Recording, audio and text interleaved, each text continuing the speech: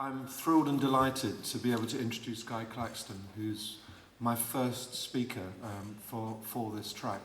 And amazingly, coincidentally, there's a perfect link between the last speaker and this speaker. Guy is an incredibly well-known writer on learning and the mind and creativity. And he's got many books, but two of them, this one here, Harebrain and Tortoise Mind, which is subtitled Why Intelligence Increases When You Think Less. Think about the last speaker. And Expansive Education, Teaching Learners from the Real World.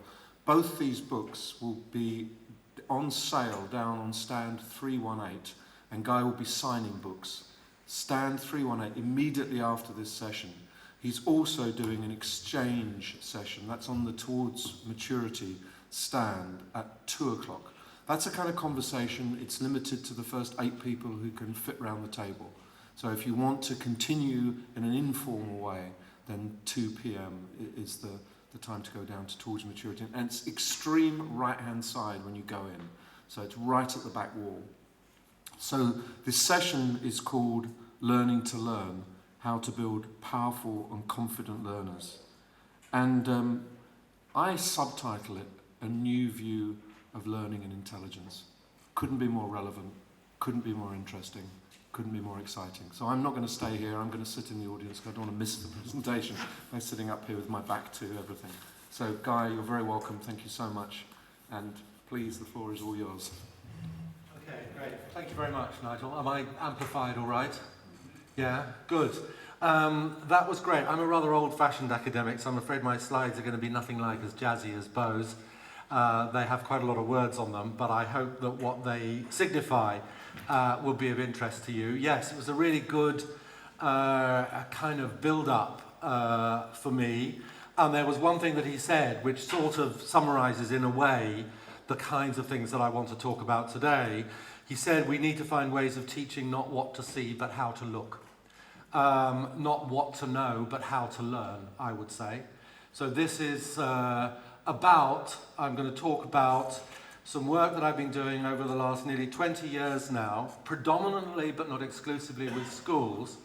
And in a way, the subtitle of this talk could be, do you have anything useful to learn from innovations in primary education? That's the question that I want to leave hovering in the air, because some of the ideas that I'm going to be talking about come from the work that I've been doing in schools. I'm a cognitive scientist, as you'll see from the opening slide. I've just retired as a professor of the learning sciences, so to say, at the University of Winchester. My main interest, as Nigel alluded to, has been in, I suppose, what you would call the non-cognitive aspects of learning and intelligence. The relationship of the body. For example, I'm writing a book at the moment about the relationship of the body to intelligent behavior. Did you know, for example, that the mean tidal flow of your lung volumes, in other words, the depth of your breathing, is strongly correlated with your score on non-verbal intelligence tests? Isn't that interesting? I've been also interested in the book that Nigel referred to, was about intuition and the intelligent unconscious. And a lot of my work has been in that area, some of it angled towards business. I was taken up for a while by the court of John Cleese, and we were going to make, do you remember Video Arts? We were going to make a video arts film together out of the Harebrain Tortoise Mind book, but he is a man of deep but ephemeral enthusiasms, and he moved on to other things, so that film didn't get made. But what I want to talk about today, I've also, until quite recently, been chair of what's called the Academic Board of the Mind Gym since its inception, since it was born, if you like, on Octavius Black's breakfast table in his flat. So I've learned an awful lot about how some of the ideas that I've been developing in education might have crossover into the world of business. As I say, but most of my day job for the last 20 years or so has been about developing a particular point of view in schools, which is called, that's not the slide I want, there's a slide missing. We're missing a slide with a whole lot of book titles on. Perhaps maybe you've got the presentation that didn't have the pictures on. That would be a pity if that was so. And I will have to adjust what I'm going to be saying. What I've been working on in primary schools and secondary schools and further education colleges and so on has come to be called building learning power. Let me give you a kind of flavour of what that work is about. Supposing you had twins and they're in different but parallel classes at a primary school, and they come home at the end of the day, and one of them says, "My teacher is trying to help me learn better." And the other one comes home at the end of the day, she has a different teacher, and she says, "My teacher is trying to help me become a better learner." Would you expect them to go on to, and you say, "Oh, what does that mean, sweetheart?" Would you expect them to say the same kind of thing? In other words, helping someone learn better or helping them become a better learner, are they different ways of saying the same kind of thing? Or do you think they signify different kinds of things? What would your anticipation be? When I ask that question of teachers, does anybody want to answer? They're different. That's mostly the answer I get. And what teachers will say very quickly is that helping someone learn better usually has a focus of me helping them learn better. It's about what the teacher is doing, and it's about helping them learn something specific better. Whereas the idea behind helping them become better learners is about engaging with them, creating an environment in the classroom or in the school as a whole, which the intention behind which is to help them gradually, methodically and systematically develop skills, habits of mind, values, interests and dispositions which will enable them to become their own organizer and manager of learning. And I'm interested to explore the extent to which that distinction between learning and development as helping people find out how to do things more efficiently is in the business world could be seen as the same as or different from engaging in a slower, more habit change, habit building kind of way. So clearly the kind of, the one-day course is not what I'm about. I'm about how we engage with people so that their habits change and develop, and so that corporate cultures change and develop in a way that people grow a stronger sense of learning-mindedness, you might say, which is partly what Bo was talking about and what that quote of his had to do. Right. There's been a glitch with the slides, because I sent a version that didn't have the pictures image with it, and then I sent a subsequent version, and it looks like these guys didn't get the subsequent version. So this is irritating. I wonder if there's anything we can do. Is there anything we can do about that at this point? If I give you, I'm thinking if I've got it on a memory stick. Otherwise, I will just have to talk. But I was explicitly asked to send another version of the presentation, and I'm afraid my pre-chat with the tech guys over there didn't reveal this problem or this issue. Have a look on the red stick and see if you can find something called Learning to Learn Jan 14. What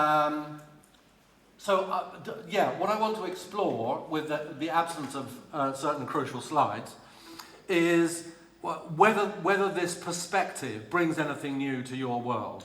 There was a slide in which I showed some of the work that we've been doing in schools, but there was another slide which said, still, certainly not around the Mind Gym or around many of the places that you work, but still there is often, I still find people kind of recycling in the learning and development world things that are pretty...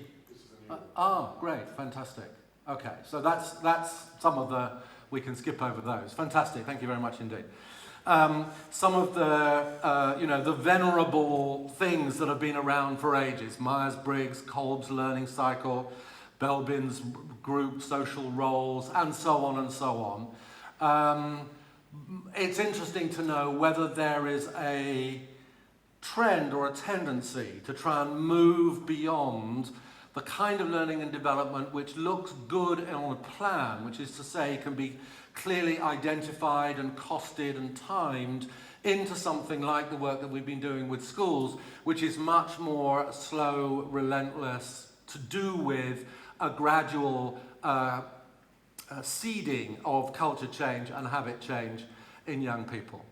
Okay, so some of the kind of routine views of learning, the more cognitive views of learning, if you like, which I want to keep trying to see if we can amplify, would have these kinds of approaches to learning, or these kinds of learning at the centre of what they do. It's about gathering information. The more quantitative it is, the better. Reasoning from that to a justifiable plan or intervention. Learning often means practicing new skills, developing new skills. Creativity often reduces to short, sharp kinds of idea generation. And to a large extent, the process, certainly up until quite recently, has been one that has privileged the rational, the deliberate, a kind of sequestered approach. Learning is something that happens at particular times outside the normal run of business world, arguing, practicing, deciding, and implementing certain kinds of things. Right, I want to try and, as I say, broaden out that view a little bit and see if we can take a more alternative approach along the lines of what I've been talking about. So I want to start by kind of focusing in a little bit in the way that Bo did earlier on start with the question, when is learning? Not when is training provided, but when does learning happen? And it tends to happen broadly in the real world, in the flow of life, under these kinds of circumstances. It happens, learning is signalled often by surprise or disappointment. In other words, Bo was talking about that transformation. Learning is what we do that transforms uncertainty or a sense of lack of control into something where you have predictions, explanations, a sense of control, a sense of predictability can be brought to bear on the situation. So the occasion for learning is often signalled by a breakdown in the smooth nature of control. You're surprised or disappointed. A lot of the work that we've been doing recently with schools is teaching children to recognise the triggers for learning. In other words, to get them to be able to know, right, now's the time, now is the moment when my learning power needs to kick in. It doesn't obtain the whole time. Often we are functioning well on habit, or we're playing in a more general kind of way.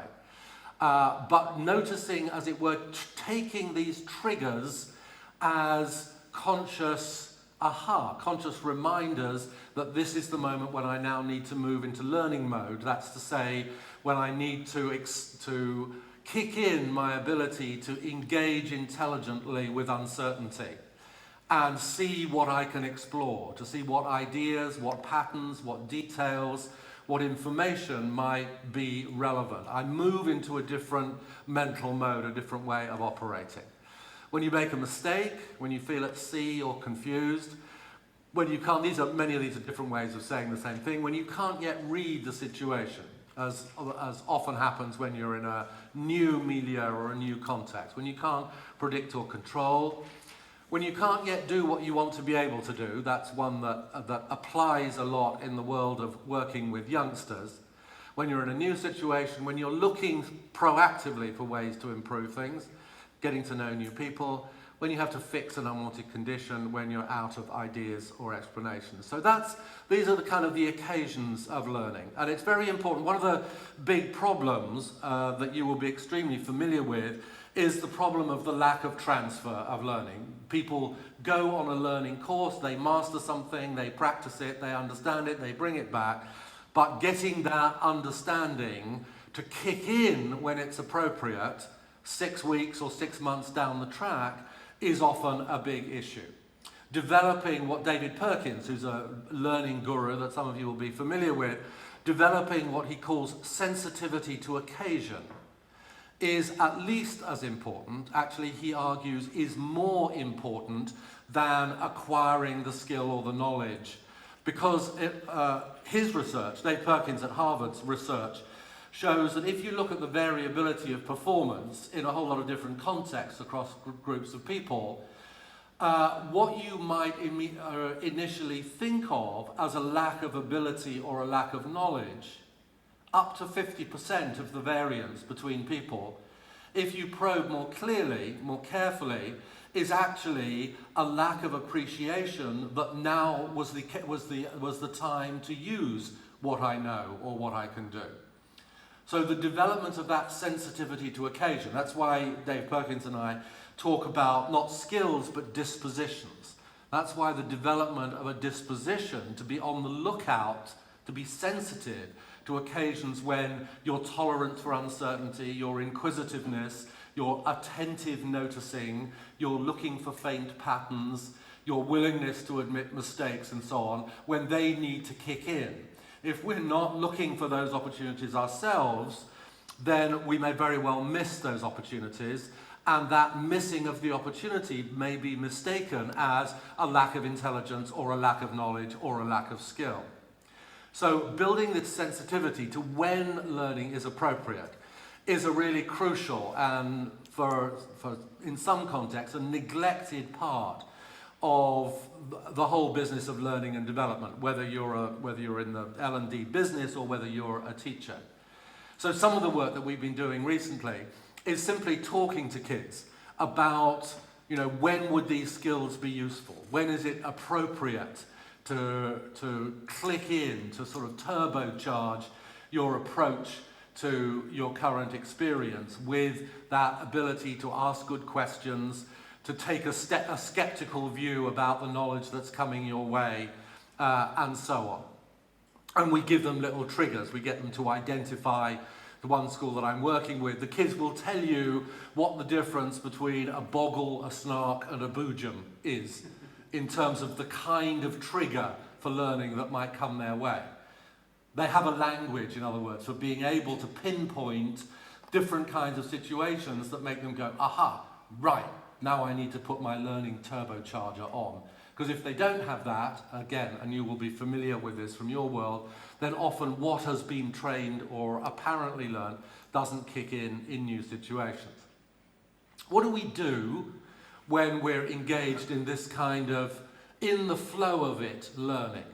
We're talking about kind of learning that is not what's going on in this room, the kind of learning that people spontaneously bring to the small disruptions, mistakes, upsets, disappointments, sense of surprise that are going on in their normal lives. And these are some of the things that people do. Obviously, tuning in to the source of uncertainty, attending carefully, knowing what to attend to, knowing how to look, as Bo Lotto put it, rather than what to look for. Observing and copying is a very powerful way. When your first few weeks in a new job, will be surprised if you weren't looking around very carefully to see how other people are doing things. It's interesting that Western education, by and large, damages kids' natural ability to learn through observation and copying. If you compare middle-class American kids with kids growing up in a traditional culture like the Mayan culture in Mexico, you will find that 5-year-olds in the Mayan culture are much, much better at picking up through observation useful skills, useful ideas from other people. They are exquisitely attuned to being able to hoover up useful ideas, knowledge, information into their own heads by sitting on the margins of what's going on and observing. You put American children in the same situation. But one of the experiments by Barbara Rogoff is very instructive. She got 2 kids and one adult who said, I'm going to teach you to do a origami trick, but I can only do it you one at a time, so will you come and work with me, and would you just sit over there and I'll give you a toy to play with? And you observe what happens to the kids who's waiting. The Mayan children who are waiting are absolutely locked on to what's going on between the adult and the first child. They're learning almost as much vicariously through that observation as the first child is. And a week later, they will demonstrate to you that they have learned to 80 or 90% success as much as the first child learned who was being deliberately instructed.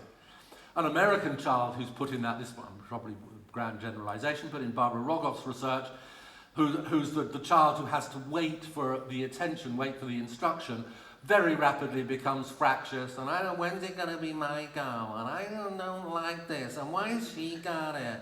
And is getting into all kinds of emotional distractedness, which interferes with their ability to learn very smartly and very intelligently by sitting there quietly and watching what's going on. You test the American child a week later, and he or she hasn't a clue. You didn't teach me, I don't know how to do it, it's stupid, is more the reaction. Do you hear any echoes of those two differences in people that you work with? Asking questions, obviously, and asking good questions, knowing how to formulate the right kinds of questions, checking facts and assumptions, verifying, saying the disposition, and this is why dispositions are important, the disposition to come at a discussion with a frame of mind which is always inclined to say, hold on a minute, how do we know, how could we check?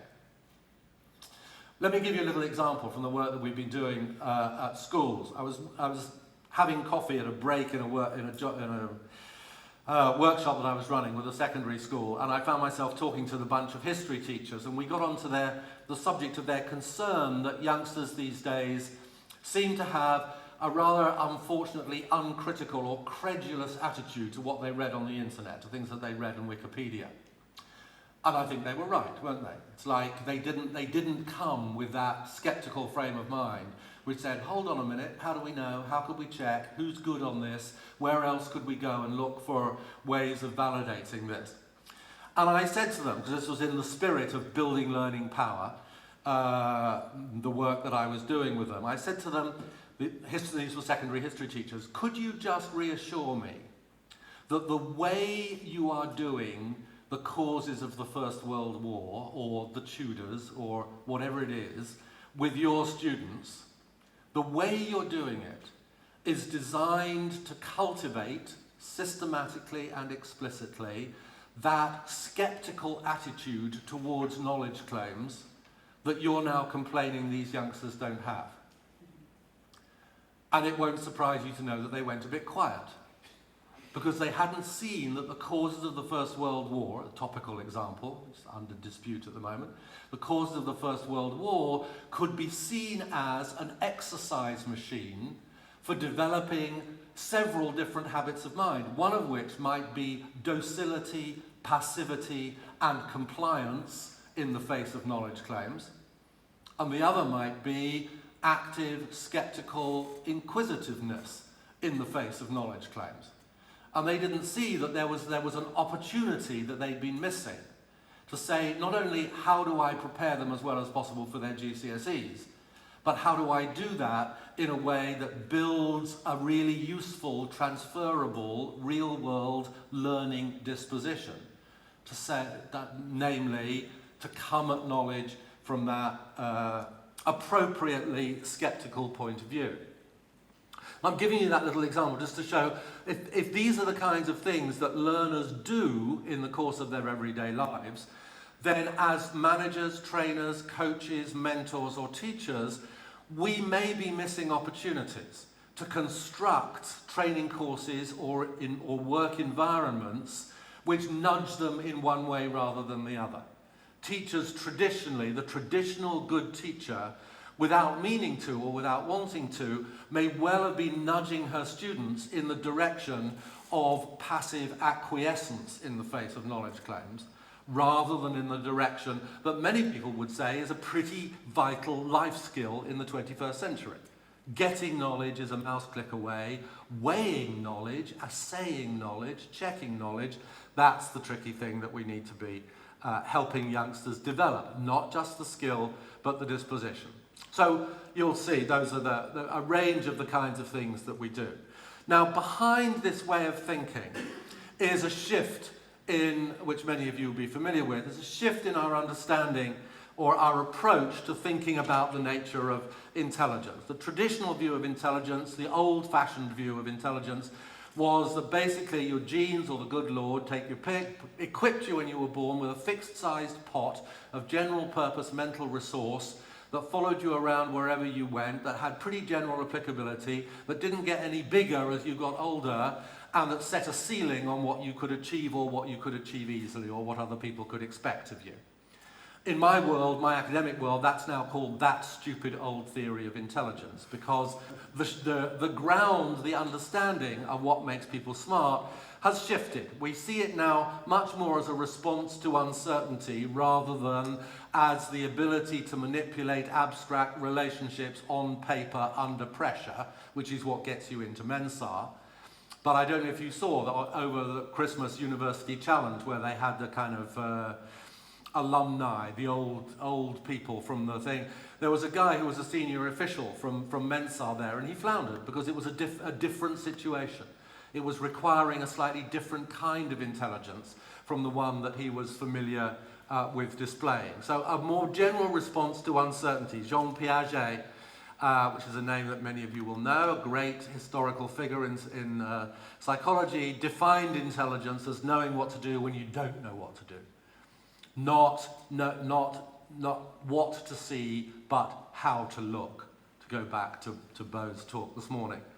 Secondly, intelligence is now seen as much more malleable. That old split between nature and nurture is a nonsensical attempt to try and pull apart two things that are constantly interacting and feeding in and off each other. Even Alfred Binet, the man who's attributed with designing the origins, the forerunners of the IQ test, said the idea that intelligence is a fixed quality is deplorable, a brutal pessimism. Before learning subjects, learners should be given lessons in mental orthopedics. That was his phrase. In other words, they must learn how to learn. And the question behind all of this is, how does the learning and development world, in the world of business, respond to these shifts? Do you sense opportunities for organizing learning and development evolution, the evolution of cultures and the development of habits amongst the people who inhabit those cultures? Are there different possibilities here? We see learning now much more as componential. Lauren Resnick, who's one of the doyens of this work in the States, says, if you ask her to define intelligence, she says it's the sum total of your habits of mind. In other words, habits are things that are capable of being cultivated, but there's also a collection of them. Like on my previous slide, these, if you like, are ingredients that go to make up a powerful learning intelligence, someone who knows how to respond optimally when things break down, when surprises happen, when the novel comes your way. And this is interesting. There are about 4 people in the States who are the acknowledged giants of intelligence research. Lauren Resnick is one, Howard Gardner, David Perkins, and Bob Sternberg is the 4th. And this might surprise you. The essence of intelligence, he wrote a little while ago, is knowing when to think and act quickly and when to think and act slowly. Some of the work that I was doing with Cleese was around the idea of premature decisiveness in business. Some businesses have a culture in which it is seen as being intelligent, smart, the kind of person that we want round here, who are people who never have to take time to think. You throw them the trickiest thing you can, and immediately they come up with a quick response which they can then defend in an articulate manner. But our argument, is that is not always smart. He said, when he was setting up Video Arts, the company, he said one of the things that he learned was when faced with a tricky decision, the first question that you always have to ask is, when does this decision need to be made? And then you don't take it until that point. Whereas if you find yourself working in a culture where indecisive is used as a pejorative word, you will find yourself in a culture that is needlessly stupid, that is undermining its own intelligence by a sort of machismo attitude towards decision making, rather than an intelligent attitude towards decision making. So the world is changing. The academic world, if you like, behind this kind of thinking is changing.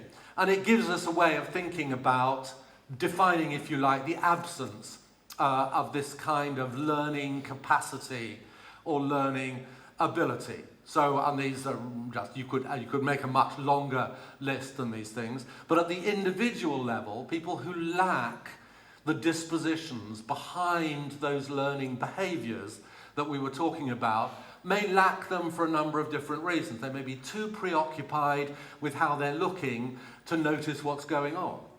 Sometimes people are so full of their own, and as I say, in some of the other, so full of their own theories or their own need to look effective, that actually being attentive, being patiently, meticulously attentive to what is going on in a situation, which often feeds a deeper and more effective answer, is something that gets sacrificed in that process. Being too proud to learn from other people, never asking questions. Many sixth forms that I work with sixth form teachers tear their hair out, and this may be true in some business organizations as well, because when you get people sitting around and you ask a question, it's as if you found yourself in a room full of elective mutes. There are people who daren't ask, who daren't flounder publicly, who daren't engage provisionally or tentatively, because the culture that surrounds them is one which punishes with a snigger or a quick put down, which punishes that being in the learning zone. You'll remember probably that Tom Peters always used to say to people who work in the same kind of worlds that you work in, if you're not confused, you're not thinking clearly. In other words, confronted with something complex, unprecedented, difficult, when your learning muscles need to kick in, when your learning power needs to be right there, the most intelligent thing to be is confused and to have the capacity, the disposition, if you like, to stay with that and to stay in that zone.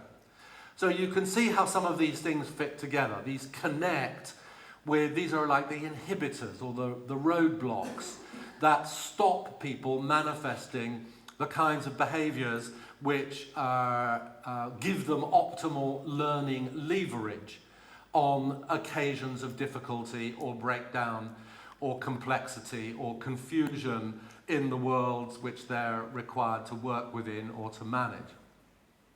We've already talked about prioritizing, looking decisive over thinking carefully, always assuming that your first thought is correct. That traditional view of intelligence often kind of privileges a sort of what I think of as a kind of lawyerly form of intelligence, which is the ability to defend rapidly and articulately anything, right? And it privileges that over, I remember when I was writing Harebrained Tortoise Mind, one of my bits of research turned up a quote from someone who was chief executive, I think, of Random House, who was saying about people who apply for jobs with their firsts from Oxford and their Harvard MBAs. They're very clever, they can write you a position paper very quickly, but they don't have any judgment.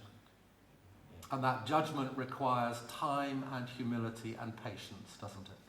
As much learning does. Real learning is complex, tricky, difficult, and often time-consuming. And if we treat learning as if it was something that could always be responded to with a meeting and a decision and an implementation plan, then we undersell learning. It's like that culture stupefies an organization or limits, amputates certain aspects of learning which it would benefit from having more clearly. The last thing is obviously to confuse learning with training, or learning is what happens in training. Trainers are people who delight in conveying or exercising or developing skills. You'll probably have seen this cartoon before, but that's a very different thing. It's a very different thing from being involved in the cultivation of real learning, rather than merely the transmission of, I did a good job and the ratings were good, and I'm over the hills and far away, so that in 3 months' time, if anything has actually changed in people's spontaneous ways of engaging with complexity in their jobs, I haven't a clue about it. Right? And businesses often find it actually too complex or too difficult to engage with collecting that kind of data. But things are changing. Many places that you work for, places like the Mind Gym, are doing their best to change those things. Those individual forms of lacks of intelligence, which I'm calling provocatively different sort of like varieties of stupidity. Stupidity is is accessing or manifesting degrees of learning-powered intelligence which are less than you could in a situation, which are inhibited by things that unnecessarily get in the way, if you like. So those individual forms of stupidity are obviously mirrored by cultural forms of stupidity, aren't they?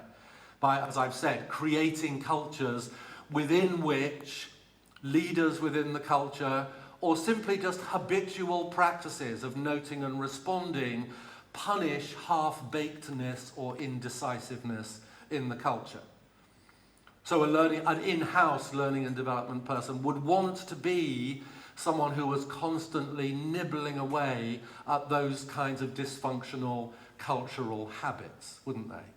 Someone who was trying to dissolve those forms of intelligence inhibitors that are embedded within the informal life. It's the water cooler conversation, it's it's the joke not laughed at, it's all of those little signals within a culture either expand or diminish, many of them, expand or diminish individual and corporate abilities to respond intelligently to difficulty, which is what learning is all about.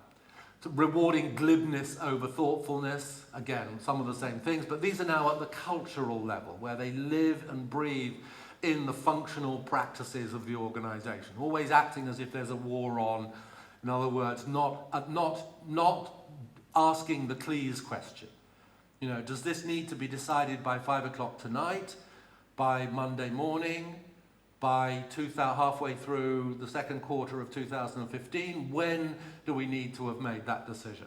Unless you've asked yourself that question, it's easy for a habit to develop of always being in a hurry. Sometimes in the morning, I need to be in a hurry when I'm brushing my teeth. But occasionally on a Saturday morning, when there's nothing particularly on, I catch myself brushing my teeth in a hurry. And there's no need to be doing that. It's just become a habit. It's become a way of functioning which is embedded but a bit dysfunctional. So again, a lot of these things will be very familiar to you. Mistaking comprehension for competence is a really important one. The education system really mistakes comprehension for competence. It operates on a naive Enlightenment assumption that the most important thing is to be able to understand it and explain it, and that somehow or other automatically, if you can do that, you ought to be able to do it. Or if you've learnt it properly, or if you've understood it deeply, that ought to manifest in competence. But there's lots of research, and some of it summarised in Harebrained Tortoise Mind, which shows that being able to understand and explain things is often not only not necessary to competence, but actually gets in the way of competence. Golfers who are taught lots of good ideas and explanations for being able to control and focus when they're putting, that have their heads full of lots of useful knowledge and understanding about why to keep your head still and how to keep this shoulder and go to pieces much more when they're under pressure than those who were prevented from thinking when they were learning to putt. So always being able to articulate, defend, explain and justify what you're doing may turn out to be a form of stupidity. It may be that experience, that skill and perspicacity born of experience may be more intelligent in many situations than the ability to justify, or obviously arse covering is a major motivator of this kind of flight from the subtlety of competence into the crudity of explanation. What function within explanations are as it's like several orders of magnitude cruder than what's actually going on in any complex situation. So if we always restrict ourselves, a wonderful American philosopher called Hubert Dreyfus has written very well about this. If we always prioritize the ability to comprehend and explain over the ability to actually do something and respond in a way that is fluid, subtle and skillful, we are restricting ourselves to a half-baked level of competence, if you like. Real competence, real virtuosity in any domain of life needs to go beyond comprehension, needs to go beyond being able to explain or justify what you're doing. Now, we see a lot of this in schools. This is just to illustrate two different types of character, if you like. This is Tom. He's a real character from one of the schools that we worked with. He just arrived been at a new school for a couple of terms, and this is his response when he was asked for his impressions of the school. He said, in my old school, they just gave you harder and harder worksheets. And then he says something really interesting and slightly strange. He said, but here they really stretch you to learn in different ways. It would be interesting to know if someone who, after 6 months in a new company, would say that. Would say, it's really interesting because here I feel stretched to learn in different ways. In other words, that school, Dr. Challoner's in Amersham, is doing its best to teach in a way that creates flexibility, diversity and variety, courage, confidence and adventurousness in their young men, not just 4 A's and 2 A stars in their A-levels, which will get them to Oxford. Because lots of people, as you'll see in the panel on the left-hand side, get to good quality universities, but they have been overhelped by their teachers at school. People have done too much for them. So when they get there, they've not really toughened up in terms of what real learning requires of them. This is Alan Percy, the director of the counselling service at Oxford University, who I had a long and very interesting phone conversation with a little while ago, musing rather ruefully about the way students have changed over his dozen or more years of being at Oxford. Students these days often don't grasp the full meaning of intelligence, of learning.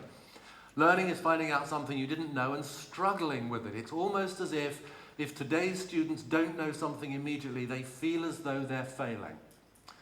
And both Alan Percy and his opposite number at Cambridge, Mark Phippen, are very conscious of a rise in what they call imposter syndrome among students at the moment. That is to say, students who find themselves struggling, particularly during their second year, when the work gets a whole lot harder than they've had before, coupled with a very much weaker set of social support than they had when they were at school, and they find themselves floundering and they don't know what to do. In other words, they weren't helped by their teachers to learn what to do when they don't know what to do. They didn't build the capacity to know how to flounder intelligently. And so they either go take flight into rationalizations or avoidance or what have you, or in increasing numbers, about 15% of them over the course of a year, find their way to the counsellor's waiting room because they're feeling crap about themselves, because they feel like they're being unmasked as less bright than they thought they were, and they feel crap about that. And what they should be feeling crap about is the education that they got, because they weren't helped to learn how to learn. They were helped to learn better, but they weren't helped to become better learners by their caring teachers at school. But increasing numbers of teachers are shifting that practice, shifting their way of teaching. And I'm just throw this out to you to see if there are any echoes or resonances in your world as to whether these kinds of shifts are happening to you as well. Any kind of learning worth its salt has these characteristics. If it's difficult, slow, uncertain, error-strewn, emergent, and innovative, then obviously it's not just a matter of intelligence, it's a matter of tolerances and personality traits that in order to be able to stay intelligently engaged under those circumstances, you need to be resilient, patient, imaginative, collaborative, self-evaluative, and to have some courage. So what lies underneath all this new image of learning intelligence is the idea that intelligence is not separate from personality. And that in any organization, the messages, the culture, the structure of the organization create invitations or prohibitions to these different kinds of habits. They are either welcome or not. They're acknowledged or not. They're named or not. 15 minutes. Sorry, okay, great. Thank you very much, Nigel. So here, this is just a kind of summary of what some of those habits might be. Curious, observant, determined. This is nothing very high-tech here. Skeptical, many of these things I've already been talking about. Imaginative, a craftsman's-like attitude to your work. Being able to be for yourself to say when you have your quarterly appraisal or whatever, don't think I did very well with that, I think I need a bit of help with that, I'm very pleased with the way I did that. That attitude of kind of pride in a job well done, if you like, rather than waiting for someone else to give you your evaluation. These are all aspects, and there are many more. These three are particularly hot in the research agenda at the moment. How do we build a mindset which is good at noticing the transferability of prior knowledge? Bo didn't get on to talking about that, but often in a complex mind, knowledge is built up and stored in silos inside your head. It's modularized. And in order to be the smartest you can be, there are occasions in which you need to demodularize that knowledge. And here I am in situation type X, but actually it will be really useful for me to have access inside my own brain to knowledge that was gathered in situations type Y. What kind of mind is able to do that better than others? Is able to draw through analogy, for example, or through being able to articulate the key features of the situation with a degree of abstraction that enables you to say, superficially these domains are different, but structurally there are similarities which I might be able to capitalize on. Developing the intuitive mindset, the disposition to heed the vague and the visceral, to take notice. This is a hot topic at the moment, of developing what's called technically interoceptive awareness, which some people in the business world are beginning to talk about. George Soros famously talks about balancing the hyper-rational, the quality of data that he's got on his face, and other kinds of promptings and feelings, which he doesn't respond to uncritically. It's not like I just go with my gut, but which are useful indicators of levels of knowing and ways of understanding which need to play in the balance when he's making a decision about which economy to ruin tomorrow. Attentional mindset, developing the ability to focus. So some of you will have read Daniel Kahneman's Thinking Fast and Slow, which digests some of the research about the importance of the intuitive mindset. You'll have read, some of you again recently, Dan Goleman's latest book, Focus, which is describing some of the research about the importance and the possibility of developing greater attentional control, greater control and variability in the way one deploys one's own attention. Really useful, being able sometimes to be synoptic and sometimes analytical, sometimes distractible and sometimes completely locked on to what you're doing, sometimes reflective and sometimes completely immersed in the situation. And we're only just beginning to develop learning technologies, if you will, which enable people to expand and enhance that control over their own attention. Workplaces differ in the way they respond to these kinds of opportunities or this kind of information. So I'll just invite you, we may maybe talk about this in question time if you like, to have a think about what your workplace is like. I've just identified 4 different kinds of ways of engaging with the idea that learning intelligence is a constitution, a constellation of habits that can be built in any context over time if given attention, patient but inexorable attention. Do we work in workplaces where learning is prohibited? In other words, where that kind of addiction to decisiveness and a disdain for half-bakedness is the dominant mood, the dominant mode in the culture? Do we work in a culture where learning is permitted but not much more than that, where there is an opportunity but no strong invitation? Do you work in a culture where there are strong invitations to engage as a learner, to be imaginative, critical, experimental, creative, adventurous, within appropriate limits in what you're doing, but not necessarily a culture that is explicitly designed to stretch and strengthen those dispositions? There's a real difference between a culture that allows or invites people to be learners and a culture that self-consciously, systematically, deliberately sets itself up to expand people's capacity to be powerful learners. Part of the psychological contract could be, I will help you become smarter, more tolerant, more patient, more perceptive in the face of uncertainty, so that when you move on to another job, that will be part of your cognitive and non-cognitive capital. and that will be fulfilling our relationship. But it takes a difference. And when people have talked over the years, as Sengi does and others, about the learning organisation, I don't think they've made these distinctions as clearly as they might. And I think the only kind of really powerful learning organisation that I would like to talk about is the fourth, is one where the attitude is one of not just tolerating or inviting, but actually seeing how we can expand people's capacity to be powerful learners.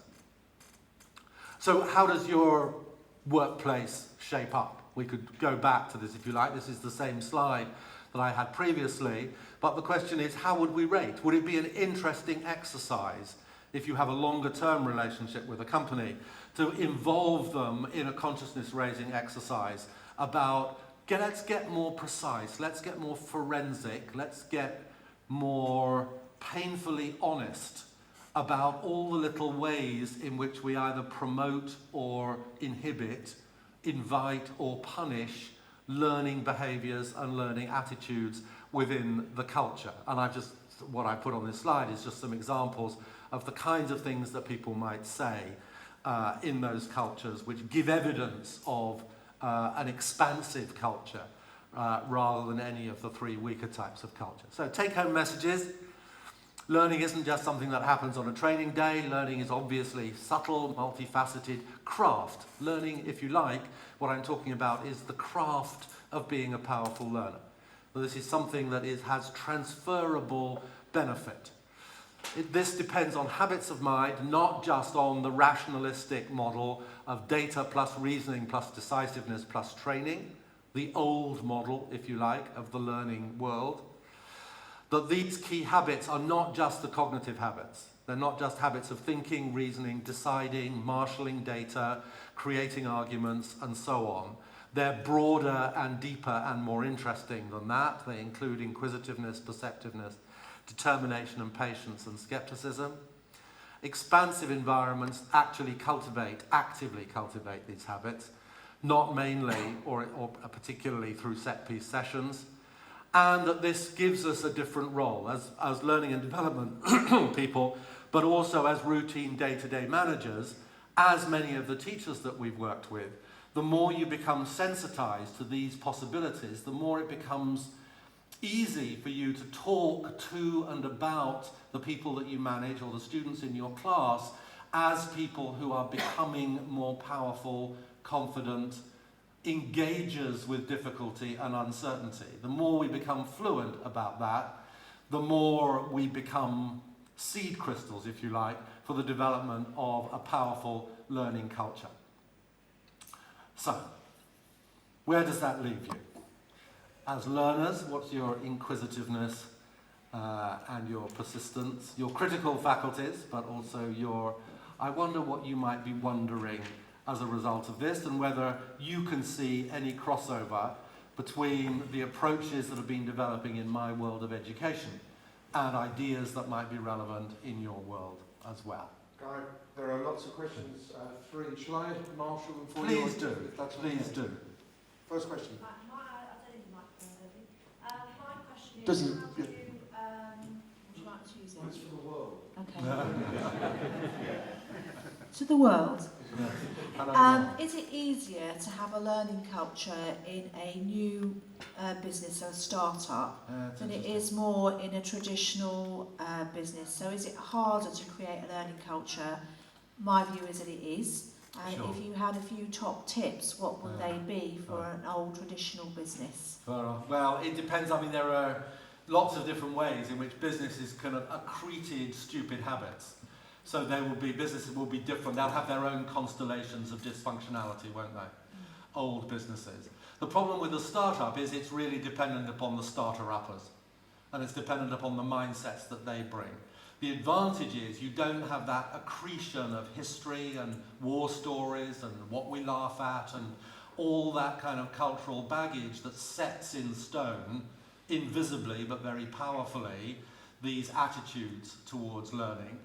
But it kind of depends on who the leaders are, I would say. I think that's a stronger influence rather than how old or how young the culture is. Like startup schools, for example, if the leaders are aligned with this kind of idea, and I could give you half a dozen examples of startup schools, then it's a fantastic opportunity because you don't have to deal with the baggage. But if the startup is driven by someone who has non-learning attitudes, then those individuals will very powerfully drive the development of those too. Top tips, I was just going to say, I mean, I'm thinking back to what were Bo Lotto's 3 things for leadership? Remember them? Be an example, lead by example, admit mistakes, and what was the last one? See quality in others. And see quality in others. I don't, if you want 3 top tips, they'll do, won't they? But where do you start? If you're changing an organisation, do you start with culture or processes or both? I would want to kind of go in and wander around for a while in any particular culture in order to kind of decide where the soft spots are. So when I go and work with a school, for example, first of all, you have to be damn sure that the head teacher is on side, right? If you're working against the boss, it's not going to work. But then you would work with them, and we have some quite complicated culture change maps that schools find quite useful. You work with them to say, where could we get the quick wins? Is it in the art department or in the maths department? Is there a group of parents who I know would just love this stuff, who are opinion formers? So you get a sense of where the kind of soft spots are in your culture and where it's going to take perhaps a year of softening up or, So it's a change management process. It's a change management process. And for me, I don't see any distinction really. I think the habit change at the individual level and the culture change at the corporate level go hand in hand, don't they? And each either undermines or supports the development of the other. Was one question, please. At the back. Yep. Hi, this question is probably closely related to what's just been said. Ah. But going back to Bo this morning, he made the link between businesses and schools. So schools educate for business, and businesses run to match the skills perhaps of the people that come into their businesses. So whilst you're doing a lot of work, well, I think that is what he said. Sure. Whilst you're doing a lot of work to help schools understand how to develop people with learning character, as opposed to people who have learned well, I'm wondering what work is being done to help businesses be more receptive to those people with learning character, because otherwise there's going to be quite a time lag. Well, I've got a room full of people who ought to be able to tell me an answer to that, haven't I? It's like, is this old hat to you? Where is the body of literature research in the business context, which mirrors, if the analogy works at all, where is the mirroring in your world? I'm waiting for you to tell me the answer to that, because it's not, I'm not in my normal patch this morning. I don't know. You should throw it back. You should absolutely throw that back. Let me know. Next question. Yeah, I think many of us are working under conditions of constant and accelerated change, and the need to quickly and accurately adapt to that. And so, building on Bo's talk this morning, I had a reflection around, well, one of the main obstacles to learning is what you already know, right? So it's not just a matter of a disposition to make use of what you know in new situations. I would suggest that it should be even stronger than that. A disposition to discard what you already know. And to your point about of startups, I would suggest even in mature companies, try to maintain a mindset of a startup, so to say, in order to face those changes. Yeah, absolutely. I mean, there's a famous Zen Buddhist book by an American-Japanese teacher, which is called Zen Mind, Beginner's Mind, which starts from a traditional quotation in Buddhism, which says, in the beginner's mind, there are many possibilities. In the expert's, there are but few. And that's the difference, isn't it? So I don't think it's about, you can't discard your knowledgeability, but do you hold that knowledgeability in a way that is junior to an accurate, detailed appreciation of the demands of this new situation? That was a needlessly complicated way of saying something, wasn't it? But you know what I mean? Yeah? It's like, so I think it is in a way, an attitude towards your own, a sort of a concept. One of the things that we do with teachers is teach them that you can teach the periodic table or the Tudors or whatever you like, either in a declarative or a subjunctive mode. In other words, you can talk to your kids, this is what it is, there are 4 of these, this is what they're called, or you could say, some people have suggested that, there could be 4 or more factors, there might be, if you simply changing that linguistic mode, and you will know this in a meeting, simply changing that mode shifts the rigidity with which people hold their knowledge. So if you've been taught something in is language, you're much less likely to spot its transferable utility in a new situation than if you'd been taught it in could-be language. Sure. So that language itself, as it were, acts either as a solvent or a... What's the opposite of a solvent? Quick setting cement for the way that knowledge is held in your mind. Knowledge as a shield, or knowledge as a bridge or a pathway? Yeah, absolutely. Or knowledge as a structure versus knowledge as a resource bank, something like that. But it's always, when Sengi talks about presence, I think what he means is what I was said in that complicated way. It's like, being right here, right now, with these people, with this data, with these predicaments. Now, what comes to the surface in my mind that bears on that, right?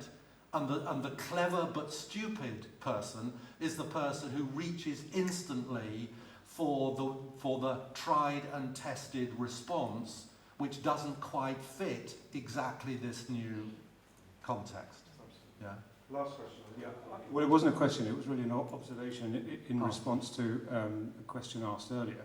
I'm lucky enough to be working in a contract for the military, and they've asked us, we're training Royal Engineer tradesmen in the various trades, and they specifically asked us to come up with a way in which their trained people could be more reliably able to think for themselves when they came across a problem. And not just to, I haven't done this before in quite this way.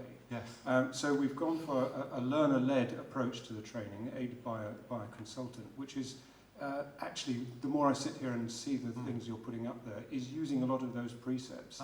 It's encouraging people to think about what it is they're being asked to do, giving them various materials and expecting them to find a way to rationalise those to find the answer.